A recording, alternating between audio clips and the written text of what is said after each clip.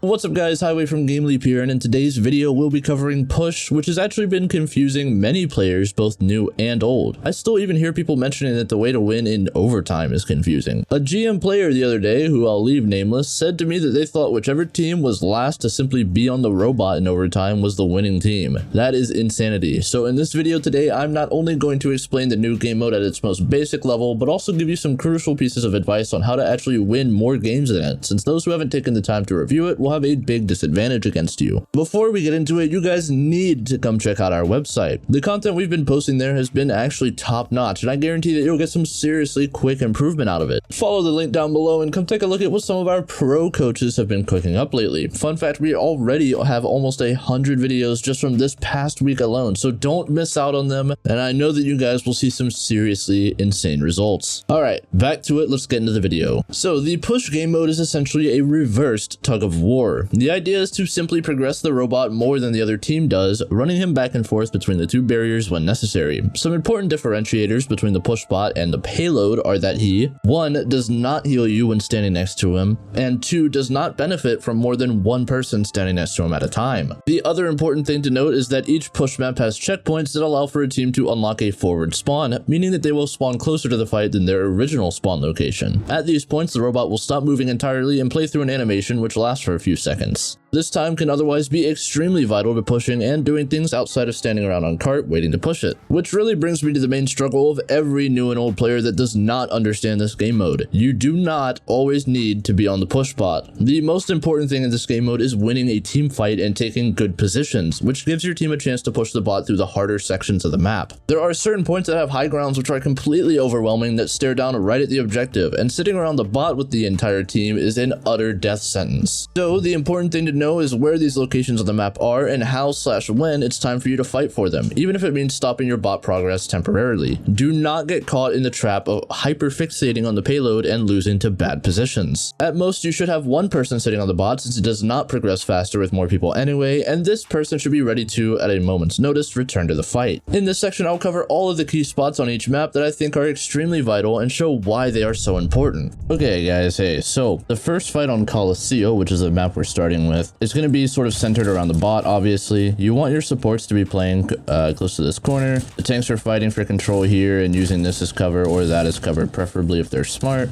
If you have supports that are longer range, they might be playing back here just to create a little bit more distance. And the idea is that by playing on this left side, you can watch for flankers, right? Very intuitive start to this point. There's not a whole lot for me to talk about. The next fight is what's really important, so let's go into that just a little bit. Okay, so the second fight is going to be taking place in this area out here. The bridge and this staircase are going to be the most important spots. If your team just stacks, like we mentioned earlier, where I said you need to be ready to leave the point sometimes and take control of important space, right? If your team stacks on the point here as it's walking up, as the bot pushes the barricade, you're going to end up losing because the enemy team is going to take control of this high ground. They're going to be able to stand over here. They have a ton of angles over you, so regardless of if you're on a shield tank or a slow tank or a fast one, whatever, they're going to have a ton of angles to shoot down on you on your backline. So once you win this fight here, you need to start taking control of this staircase up here as soon as possible. This cuts off the enemy's path to the bridge, and it controls the staircase at the same time. Plus, you're in the LOS of your teammates. Your supports can help you from down here. Your DPSs can have some options for flanking this way. But the idea is that you want to take control of this up here. So communicate with your team and try to actively control this staircase no matter what role you're on. A little bit more difficult to do that if you're support. The best you can do on support is tell your tanks to hold up here, hold the staircase, and you can ping it for them. But just make sure that this is where you start controlling. So leave the payload and come forward and take important space, take hard angles and things that you need to actually win the fight. Even if you have to leave the bot entirely, which you shouldn't need to, for this point in particular, you can kind of keep walking with your supports. Once it starts getting to here though, you might need to end up bringing your team back, or you need to like rotate towards them and you need to fight with them.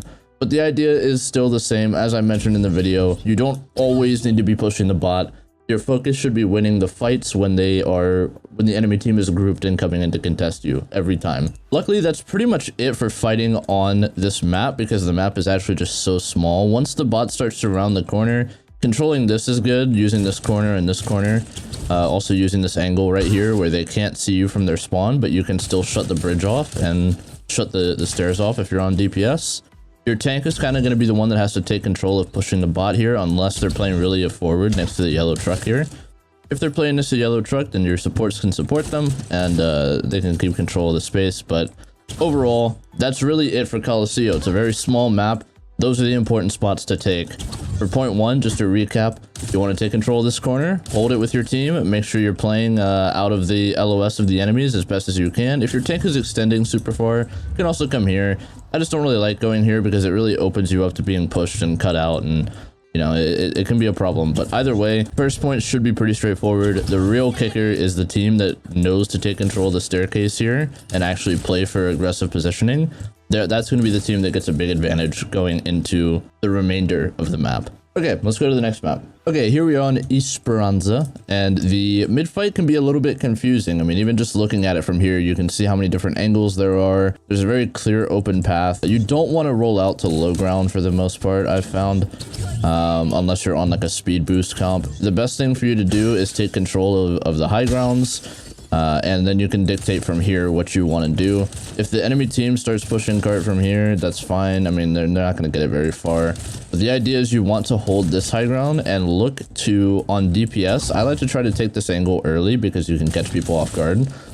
Generally, teams will start contesting on this side. At a lower rank, they might all just gravitate naturally towards pushing the bot over here and trying to control this corner, which is fine, because then that opens you up to having a really nice flank, and you can take control of their high ground, which gives you a great angle on them for your team to play off of.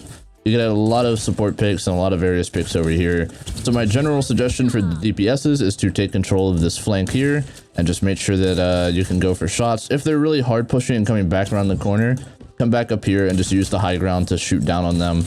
Obviously, as I said, it depends on your comp, right? So if you're playing something like a Ryan, Reaper, Lucio, Mora comp, then there's no point in going on flank. So you can just sort of like run right into them. You know what I mean? Use your speed boost to push straight into the enemy team. Look for a way to play just as a death ball. But for the most part, if you're playing the standard stuff, the dive stuff, or you have DPSs that do a lot of flanking, can play independently, take angles, that kind of stuff, that's when you want to start going for this flank here. Okay, so that's how you play the first mid fight on Esperanza. Okay, so moving on into the second fight. So your team has now won the bot, right? The second fight, the best place to actually hold is going to be on this high ground here. I mean, look at this thing. It is so oppressive. This is one of the reasons why I do dislike this map, because the bot can get so much progress from such a big high ground. It's very difficult to push the enemy out of. The best way to do it is to use these windows here to sort of poke them down from a relatively safe position, and then once they start moving forward, especially if you have a tank like a Ryan that can walk you through, you can start taking your angle up here.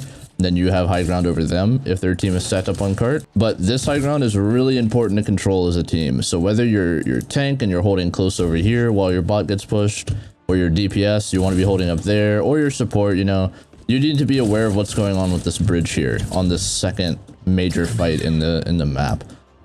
Because this is where you just have a ton of advantage over them, no matter where they come from. Even the window I mentioned, you have high ground over it. So there's not really many options for the other team to actually push you off of this easily, because even if you have to kite, if they dive you and you have to kite, your ability to get back to this high ground is way easier than theirs. You have a very short staircase, you know, so like you get dove, you can drop back, say you're Sojourn or whatever, and you use your mobility to go in the air and fall back. You can come right back up with the staircase in a matter of seconds. Very short rotation. So holding this is really important for your second fight. Make sure your team is working to either stuff them in the choke over here and just let your supports and your DPSs play up here. You can have one support kind of pushing the payload in the meantime, especially if you have a Lucio or something that's kind of independent. But overall, or not payload, the push bot, sorry. But overall, this is where you want to be taking control of this high ground right here for your second fight. And that will get you all the way over to here, get you the forward spawn. That's the checkpoint there. And even close to going around the corner. Which, let's talk about what happens when you go around the corner next. Okay, so the third fight on this map, you want to control on attack this high ground here. Really, you want to take control of this regardless of where you are.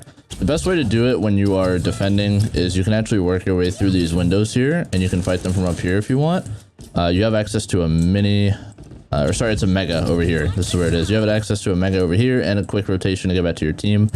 It gives you a nice angle over the high ground over there, and you have access to shooting their backline from up here. Depending on what DPS you are, this can be a really strong position. But overall, most of your team is going to be kind of stacked up around bus and moving forward as you take control of this, especially if the enemy team isn't really using this high ground.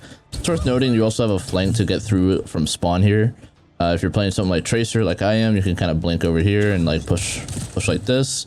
Very quick way to push, or you can even blink down into here and look to flank them through here or through here. So this high ground right here is the important piece to try to take control of or hold control of for this point. And then moving into last, I'm not even going to really go too deep into it. I honestly think that this point is extremely defender stacked. Their spawn being right there makes it pretty difficult for you to stop them from just switching Widow and kind of locking you in place. You know, she can hold like pretty much all the way back here and get back to her spawn doors if she really needs to. But either way, the idea is you just want to keep them trapped on the corner for as long as possible, burn as much of their time, and if they start getting picked, then you push and win the game. That's all for Esperanza. Hopefully that helps you have a better idea on what to control and where to play. Let's move on to the final push map. Okay, so the first fight on New Queen Street, you can actually roll out this direction from spawn. As you can see, the spawn is that way. So you can come make a right here, and you can take control of the statue. It's important to be here because you have a good high ground angle on their entire team. You have good ways to kite. You have a couple of different options for repeating. You can come back to this window, fight up here. You can use this as a very effective piece of natural cover. Then you have a nice sightline over the bot and pretty much their high ground as well. So being up here and controlling this is really important because you can actually work your way forward if they don't control their high ground. And now you have an incredible sightline over their team. A lot of teams, especially at low ranks, will kind of walk over here and just start mindlessly holding the bot. But you have tons of problems when you do this. You have a flank route from this way, which also is a great angle. You have to deal with flankers coming through the like train station here, this like, I don't know, this tunnel here. I don't really know what to call it, but they can come up through this tunnel here and use the various windows to peek you from.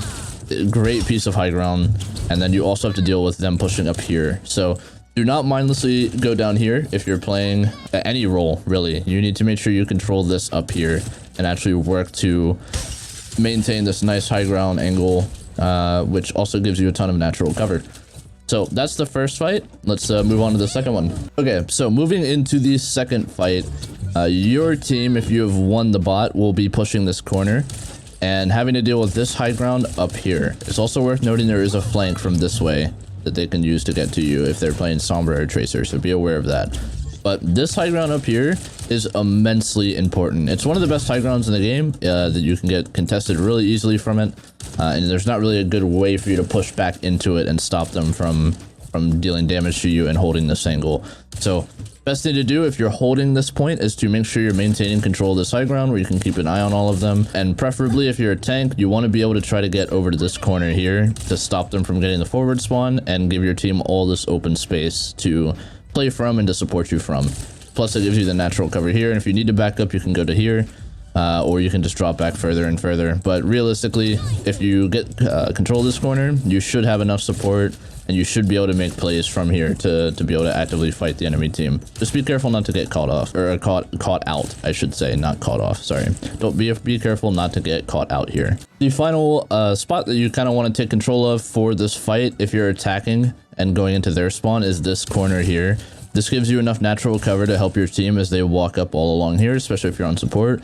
The only thing you have to worry about is flankers coming from this way, so just be aware of that. You can hold down the hill right here, but I found that doing so a lot of the time will just get you shot at from various angles, and once your tank gets to a certain point, you're kind of forced to swing out into the open to help them. And I don't like doing that on support, so if I can cross over to here, I can help my tank while only having to peek like one angle at a time, and the best angle for the defenders is going to be this high ground up here. So by holding over there, you can support your tank, and they can't really get a good shot on you. They have to push this flank, which gives you options to potentially make a play and get a pick on them.